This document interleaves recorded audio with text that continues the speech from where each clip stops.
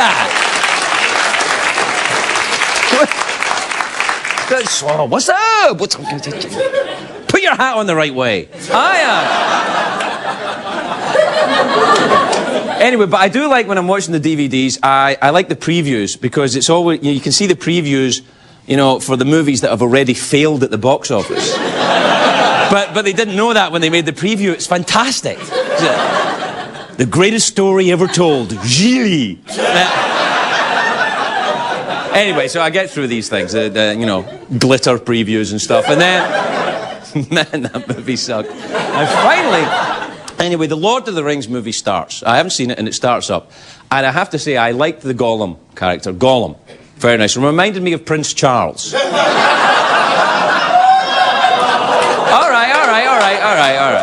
right. A little more handsome than Prince Charles, but you know what I'm talking about. He's got that same kind of... But I did notice I have got an issue with monsters in movies. Now, Lord of the Rings isn't the only offender in this. All monster movies, before the monster kills anyone, it goes up to them and goes, "Rah!"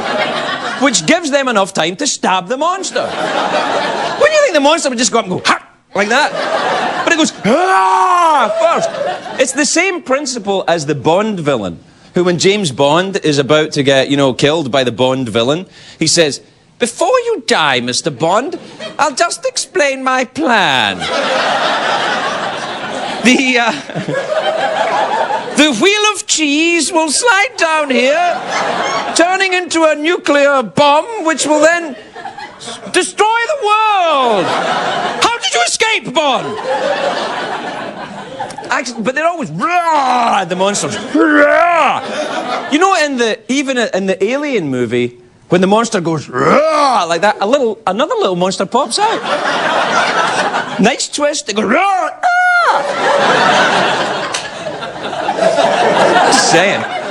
Anyway, the Lord of the Rings movies I'm watching. Now I enjoy it. It's fabulous storytelling, the filmmaking, but some of the actors, they're just doing handsome acting. They're not really doing anything. That Orlando Bloom, he just stares around.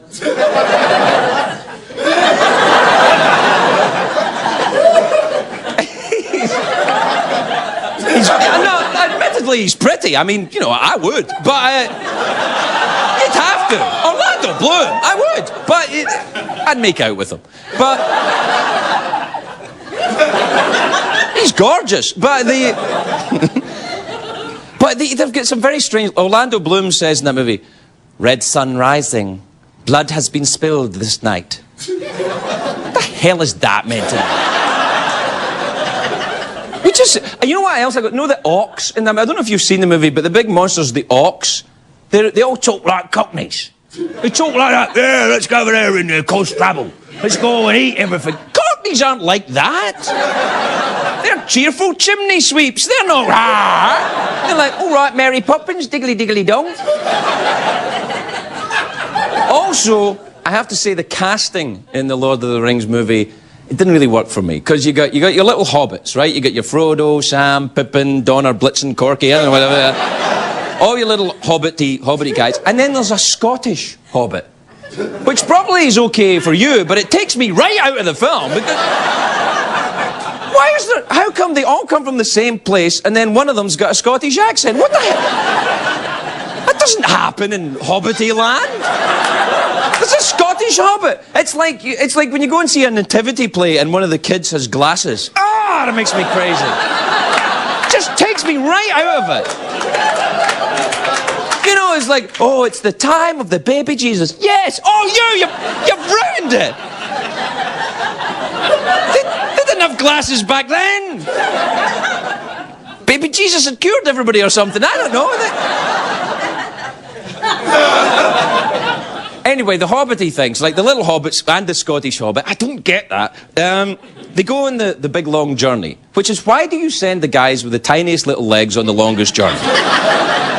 With tall guys, that movie would have been half as long. I think everyone would be a bit happier.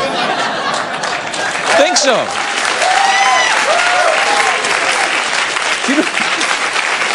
There's a scene There's a scene in the movie where they go through all these big scary mines, the mines of Mithra or something, like a very dark, scary place, which was exactly like going to school for me in Scotland. It was exactly like that. It's true that people think I exaggerate about how violent it was when I was growing up. This is a true story. It's not particularly funny, but it's true. I warn you. You know, there was a doctor who was studying medieval war injuries, you know, battle injuries from the Middle Ages, and he used to go to Scottish ER rooms Friday and Saturday nights to study them.